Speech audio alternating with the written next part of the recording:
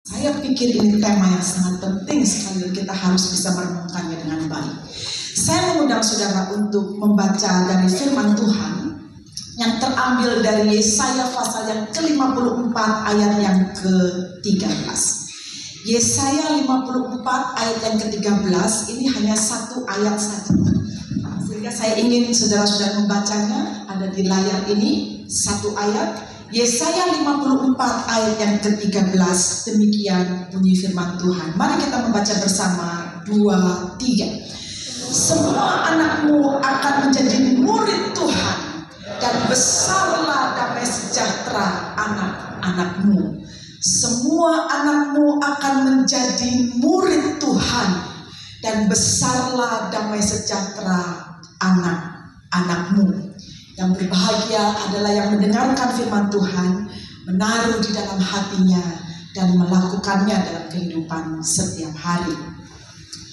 Saudara, di antara begitu banyak sekolah-sekolah Kristen yang cukup sukses menjalankan tugas dan amanatnya sebagai sekolah Kristen di tengah bumi Indonesia ini, saudara-saudara, tapi saya kira tidak terlalu berlebihan jika pada akhirnya saya pun harus mengatakan bahwa sesungguhnya pendidikan di Indonesia ini secara khusus juga pendidikan Kristen yang ada di sekolah-sekolah Kristen hari ini sedang mengalami atau menghadapi pergumulan dan juga tantangan yang tidak ringan, saudara-saudara.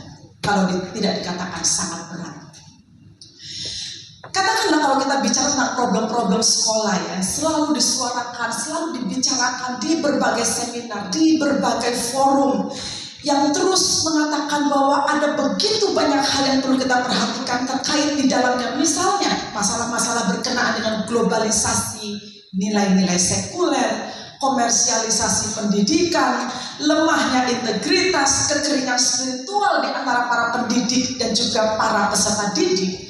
Itu merupakan isu yang terus-menerus dibicarakan. Gak habis-habisnya dibicarakan, tetapi tetap saja seperti tidak ada solusinya gitu. Akan berputar seperti lingkaran setan yang kayak nggak bisa keluar dari kondisi-kondisi problem yang semacam ini.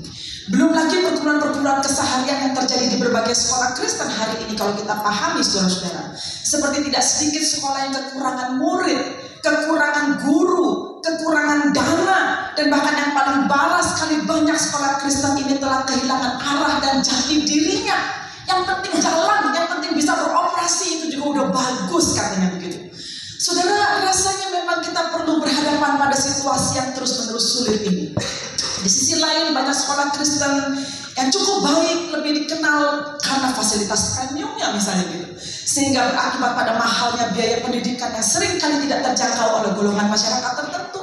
Dan bukan lagi dikenal karena kekuatan pembentukan karakter murid-muridnya sebagai yang utama di sekolah-sekolah Kristen ini. Tetapi fasilitas itu menjadi jor-joran satu sama lain, tanpa memperhatikan ada hal-hal yang perlu untuk kita pedulikan baik-baik tentang konten, tentang isi, tentang kualitas sekolah itu. Saudara, di dalam hal ini juga kita bisa mengerti bahwa ada banyak sekali juga sekolah-sekolah Kristen yang memiliki kurikulum-kurikulum unggulan.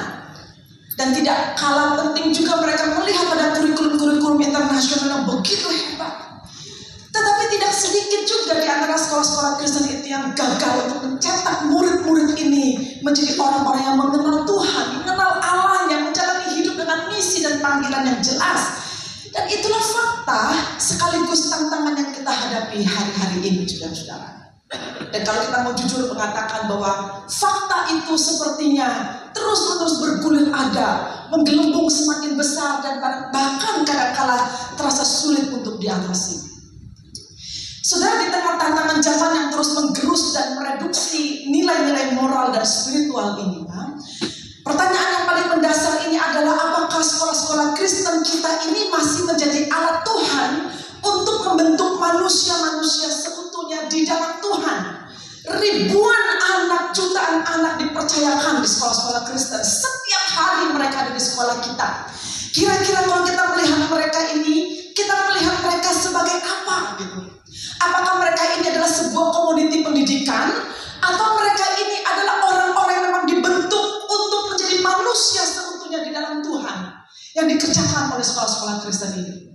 Saudara, yang menyedihkan, cukup sering saya mendengar berbagai refleksi introspeksi dan evaluasi yang dilakukan di banyak seminar-seminar pendidikan Kristen yang kalau disimpulkan saudara-saudara, kira-kira diksinya itu demikian, ya, bahwa banyak sekolah Kristen hari ini yang hanya sibuk bertahan hidup, melunasi biaya operasional, mengejar akreditasi, memperbaiki gedung, tetapi kehilangan arah rohaninya, saudara-saudara.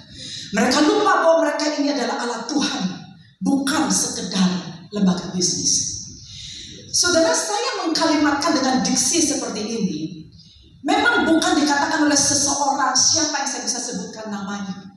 Tetapi kalimat ini merupakan kesimpulan saya dari beberapa kali saya menghadiri berbagai forum pendidikan Kristen, yang diantaranya disuarakan oleh banyak sekali tokoh-tokoh Kristen untuk memberikan awareness, untuk memberikan keprihatinannya begitu. Saya kira saudara, kalimat ini walaupun tidak sama persis tetapi cukup banyak disuarakan. Setidaknya beberapa kali saya dengar dari Pak Handi sebagai ketua MPK untuk bisa memberikan warning yang keras seperti ini, untuk memberikan kepada kita pemahaman yang seutuhnya bahwa kita tidak bisa duduk begini saja, bahwa kita tidak bisa ada pada satu titik yang sama setiap hari, bahwa kita tidak bisa berpuas diri dengan apa yang sudah kita capai hari ini. Sementara banyak sekali sekolah-sekolah Kristen bahkan menjerit setengah mati untuk bisa berjalan di dalam dia melakukan tugas dan tanggung jawabnya mendidik banyak orang.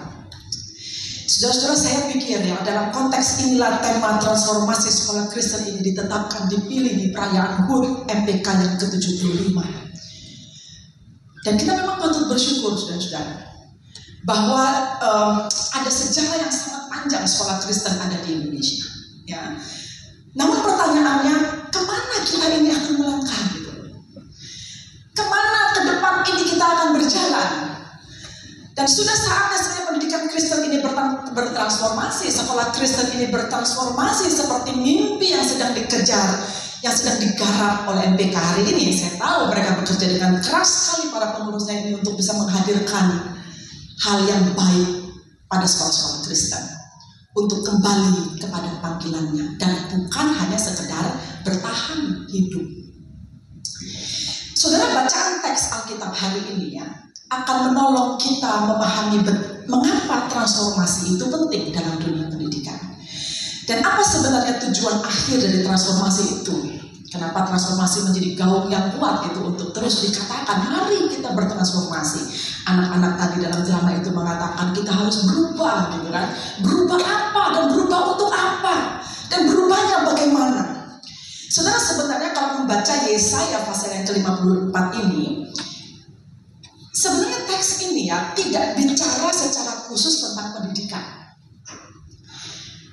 Karena seluruh pasal ini merupakan bagian dari segmen penghiburan yang tertulis sepanjang Yesaya 40 sampai 45. Jadi Yesaya 40 sampai 45 itu, sampai 55, 15 pasal ini adalah satu klaster, diklasterkan gitu oleh para penafsir itu untuk mengatakan bahwa di 15 pasal ini nubuat-nubuat Yesaya itu berisi tentang nasihat penghiburan yang ditujukan kepada bangsa Israel yang pada saat itu benar-benar sedang sangat terpuruk oleh karena mengalami pembuangan dan kehancuran nasional yang sangat parah, saudara-saudara.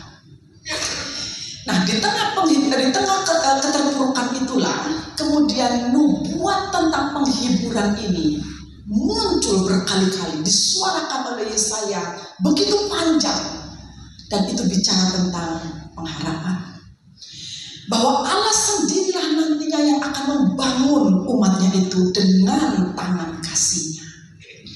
Lalu sampailah kita pada pasal yang ke-54 ini, saudara-saudara. Di sinilah Yesaya berbicara dengan sangat kuat tentang restorasi dan transformasi umat Allah. Nah, menariknya saudara ya, dari 17 ayat ini, pembagiannya itu sebenarnya lebih kepada begini. Di awal pasal ayat-ayat pertama itu banyak bicara tentang Israel ini gagal, Israel ini parah, Israel memberontak, Israel dibuang oleh Allah. Tetapi pada saat itu Allah mengatakan Dia akan memulihkan Israel. Lalu di segmen keduanya dari pasal ini itu bicara tentang bahwa Allah akan membangun mereka ini, ya, bangsa ini di atas batu-batu yang sangat berharga. Dan di situ disebutkan batu manikam, batu hitam, batu permata, dan Allah akan mendirikan mereka di atas batu-batu perhiasan itu. Dan uniknya, sekali lagi saya katakan uniknya, di antara begitu panjang pasal ini, cuma 17 sebenarnya tidak terlalu panjang, tetapi isinya itu ada satu ayat. Di ayat 13 itu, Yesaya mengaitkan penghiburan terhadap umat itu dengan pendidikan. Dengan satu hal yang kemudian kita sebut bahwa Allah sendirilah yang akan menjadikan mereka muridnya, murid Tuhan. Saudara perhatikan di ayat yang ke-13 di slide ini ya. Dikatakan demikian pada bagian yang pertama, bagian A, dituliskan begini, semua anakmu akan menjadi murid. Jadi cerita tentang pemulihan itu, cerita tentang sesuatu yang akan Allah buat dalam kehidupan umat Israel yang dibuang dan kemudian akan dipulihkan itu, Allah bicara tentang pendidikan, Allah bicara tentang pengajaran. Dan disitulah dia mengatakan wakol banayik limude Yahweh, yaitu semua anakmu akan menjadi murid Tuhan. Saudara, kata murid dalam bahasa Ibrani itu adalah limud, ya, limud, yang berarti belajar atau mengajar. Itu artinya murid kalau dalam bahasa aslinya. Nah, di dalam grammarnya saudara-saudara ya, kata ini menjadi limude. Kata limude ini, bentuk kata ini mengandung nuansa pasif partisipatif kalau di dalam grammarnya. Sehingga kalau diartikan secara literal, saudara-saudara, menjadi murid Tuhan itu adalah demikian. Bahwa mereka ini adalah orang-orang yang dibentuk atau dilatih oleh Tuhan. Itu artinya murid. Yaitu orang-orang yang dibentuk atau dilatih oleh Tuhan. Jadi pengertian murid yang disampaikan oleh Yesaya di dalam konteks penghiburan terhadap kehancuran bangsa Israel pada waktu itu adalah seorang yang dilatih secara langsung oleh Tuhan. Seorang yang dibentuk dalam karakter dan kehidupan oleh kebenaran Allah. Dan seorang yang mengalami formasi hidup berdasarkan firman-Nya. Itulah murid Tuhan. Nah, jadi di dalam teologi Ibrani, belajar itu bukan hanya sebuah proses intelektual, saudara-saudara.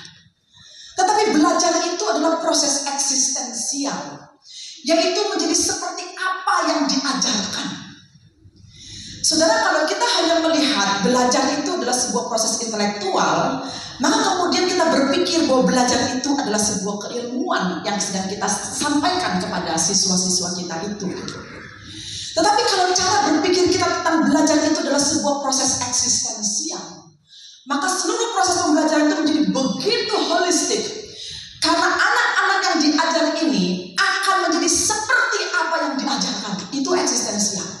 Itu bukan cuma proses akademik, itu bukannya proses intelektual, tapi itu proses eksistensial. Jadi seperti apa dia?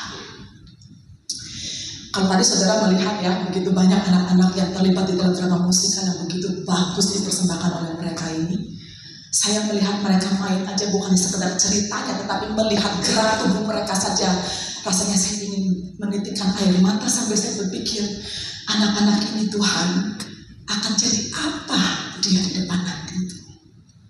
Di tangan para guru-guru ini, di tangan para pendidik ini, di tangan sekolah-sekolah Kristen ini. Jadi apa? Saudara, tidakkah Anda melihat mata yang penuh harap? Dari cerita yang mereka usung, mereka ingin sekolah. Mereka ingin sekolahnya tetap ada. Mereka ingin melihat guru-guru yang bisa jadi panutan. Mereka ingin melihat sekolah yang betul-betul adil dan bisa memberikan ruang bagi mereka untuk bertumbuh. Bukankah itu sebuah proses eksistensial? Itu bukan sekedar proses intelektual. Dan itu sangat biblis sekali, sangat alkitabiah sekali. Saya mengutip perkataan seorang ahli biblika yang bernama David J.A. Klein di dalam satu definisi yang dituliskan di dalam buku The Dictionary of Classical Hebrew. Dia menunjukkan bahwa limud, murid itu tadi ya, itu bukan sekedar pembelajar, tetapi seseorang yang telah dibentuk dalam kedisiplinan hidup ilahi. Itu limud. Persoalannya saudara ini sedang mendidik murid, kita ini sedang mendidik murid-murid itu seperti apa? Makanya saya bilang, kadang-kala murid-murid itu jadi sebuah komoditi belaka. Tanpa kita berpikir bahwa mereka ini adalah seorang pembelajar-pembelajar yang sebenarnya pada waktu kita mengajarkan sesuatu kepada mereka, mereka itu sedang dibentuk dalam kedisiplinan hidup ilahi. Yang kemudian disitulah mereka akan terus mengalami transformasi hidup yang luar biasa. Pendidikan itu selalu mencerahkan, saudara. Ungkapan mengatakan bahwa pendidikan itu memimpin pada kehidupan, dan itu benar sekali. Karena mereka akan tercerahkan, mereka akan melihat dunia dengan mata yang baru gitu. Mereka akan melihat dunia yang rusak, tapi mereka tetap bisa berjuang. Tidak diciptakan anak-anak dengan mental-mental bobrok dan mental-mental yang sakit, tetapi anak-anak yang penuh dengan kemampuan untuk berjuang hidup dan melihat bahwa kehidupan mereka itu mulia di mata Tuhan, dan mereka bisa menghadirkan sesuatu yang sangat baik bagi dunia ini. Bukankah itu yang menjadi motivasi kita mendidik mereka? Saudara, dengan demikian menjadi murid Tuhan itu berarti hidup dalam kedekatan relasional dengan Allah, menyerap nilai, kehendak, dan hikmatnya tunduk pada otoritas ilahi, dan diubahkan oleh kasih karunia-Nya sehingga transformasi umat itu terjadi.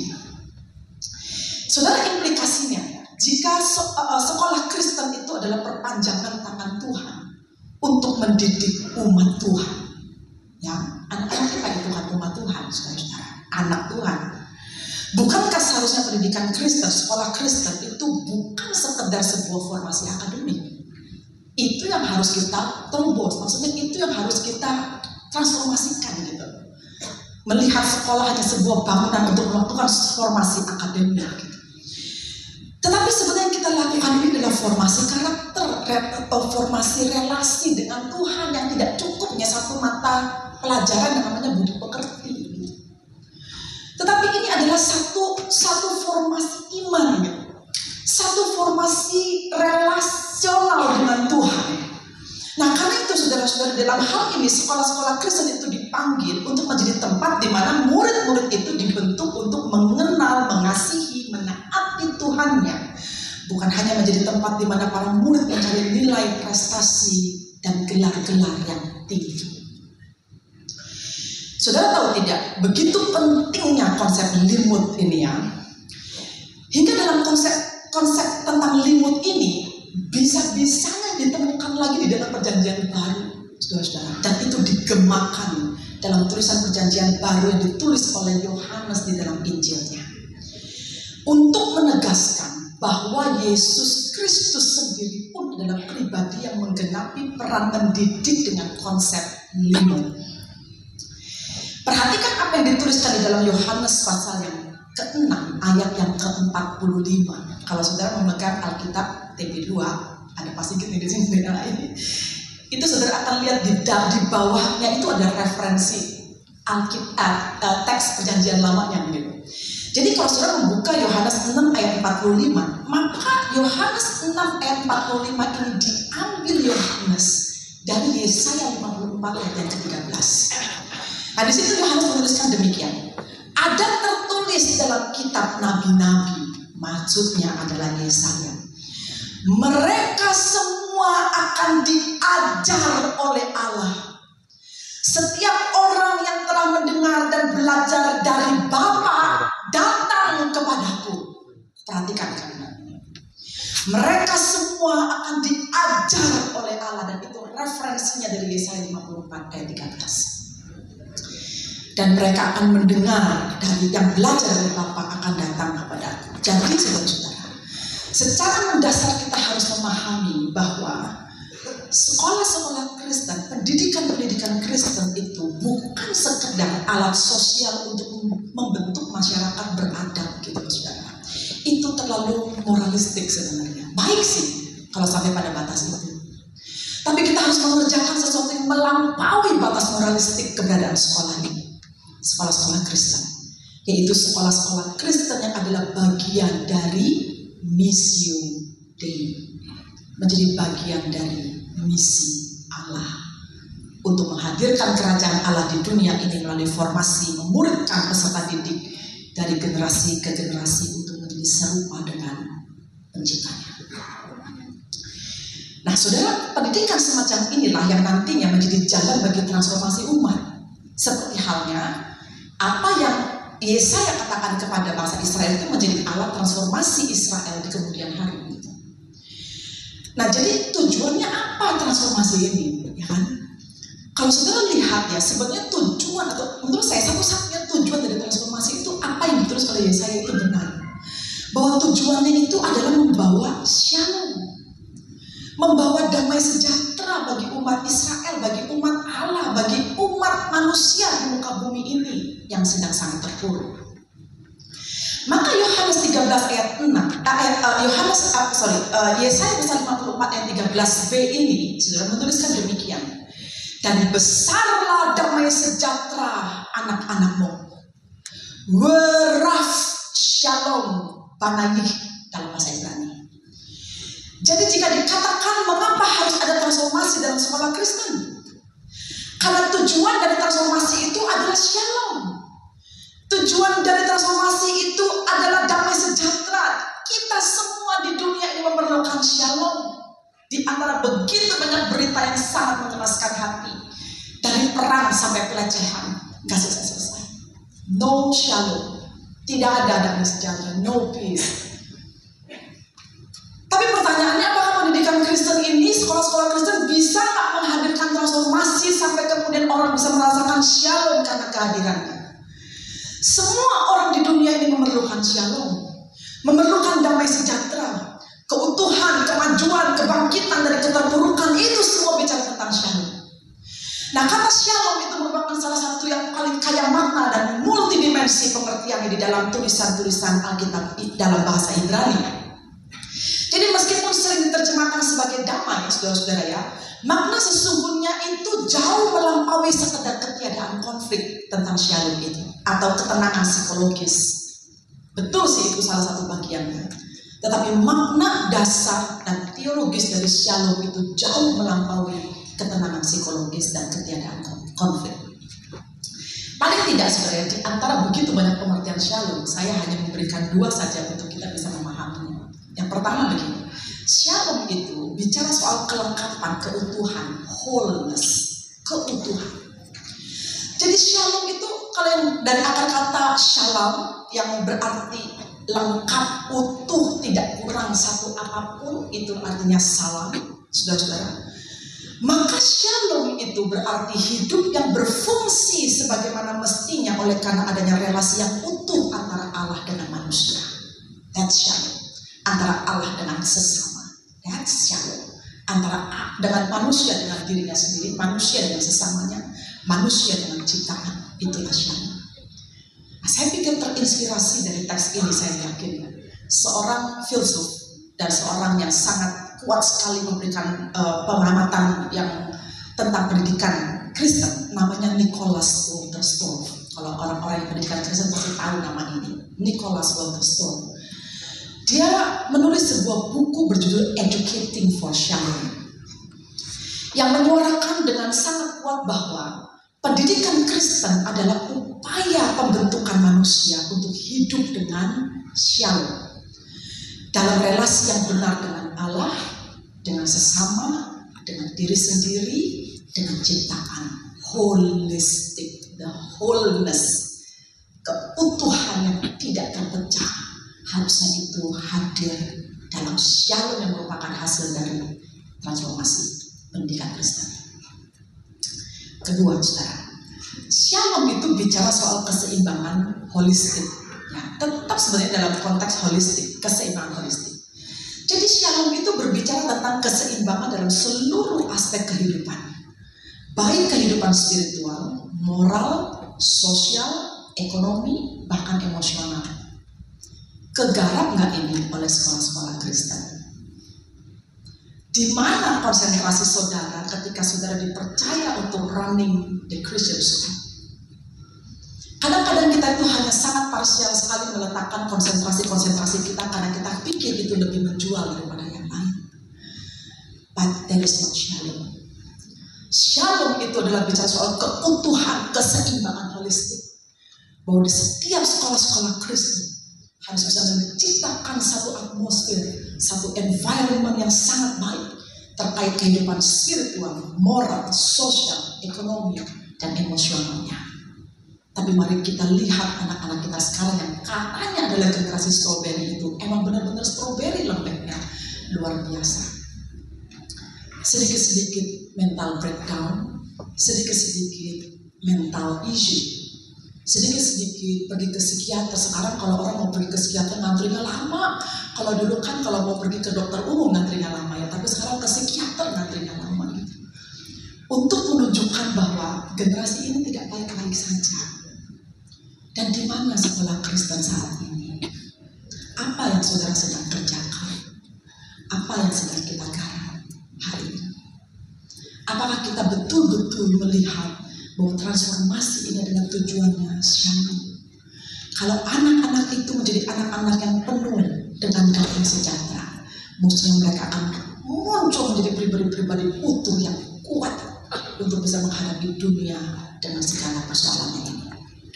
Jadi saudara, shalom adalah kondisi ketika segala sesuatu berjalan dalam keharmonisan seperti dirancang oleh Allah sejak semula. Dan pendidikan Kristen, sekolah Kristen memiliki mandat untuk membentuk manusia agar hidup menuju kepada visi itu. Dan hebatnya, saudara, di dalam kalimat ini, kata shalom ini digandengkan dengan kata raf dalam bahasa Ibrani, yang artinya adalah besar, limpah atau melimpah-limpah. Ini bukan sekedar damai sejahtera biasa. Ini damai sejahtera yang melimpah-limpah. Artinya ketika anak-anak itu dididik oleh Tuhan menjadi muridnya, hasilnya adalah hidup yang dilimpahi dengan shalom itu. Berlimpah-limpah keutuhan itu, berlimpah-limpah hidup yang diberkati itu. Dan mereka menjadi orang-orang yang utuh, yang betul-betul bisa membangun dirinya, bangsanya, gerejanya, dunianya. Saudara, bukankah itu yang seharusnya menjadi panggilan sekolah-sekolah Kristen, di mana melalui sekolah Kristen, melalui pendidikan Kristen sebagai penerang jalan kehidupan, orang-orang yang kita didik di sekolah Kristen seharusnya mengalami transformasi sedemikian rupa, sehingga datanglah shalom bagi seluruh umat Allah. Saudara, pada akhirnya saya ingin mengatakan bahwa tugas utama sekolah-sekolah Kristen sejatinya bukan hanya menghasilkan siswa pintar dan kemudian saudara merasa bangga karena ikut olimpiade satu dan ikut olimpiade yang lain. Itu bagus. Tetapi sesungguhnya itu bukanlah menjadi yang sangat utama sekali begitu. Tetapi itu menjadi bagian dari pergerakan menuju shalom itu. Bahwa mereka ini bukan hanya dididik secara intelektual sebagai makhluk intelektual belaka, tapi mereka ini adalah makhluk eksistensial. Mereka ada sebagaimana mereka ada saat ini. Saudara, maka ketika sekolah Kristen hanya menekankan pengetahuan kognitif tanpa formasi spiritual dan moral, hasilnya adalah generasi yang cerdas tapi kosong secara mental dan spiritual. Jadi pada momen HUT MPK yang ke-75 ini, saudara-saudara, marilah sekolah-sekolah Kristen kembali kepada panggilannya, yaitu menjadi ruang lahirnya shalom. Tempat anak-anak dibentuk oleh firman, dipulihkan oleh kasih, diperlengkapi untuk hidup benar dalam dunia yang retak ini. Selamat ulang tahun PK ke-75. Teruslah berjalan, teruslah semangat. Tuhan akan terus memakai saudara sebagai lembaga, menjadi alat di tangan Tuhan untuk membuat banyak sekolah Kristen mengalami transformasi yang pada akhirnya mendatangkan shalom.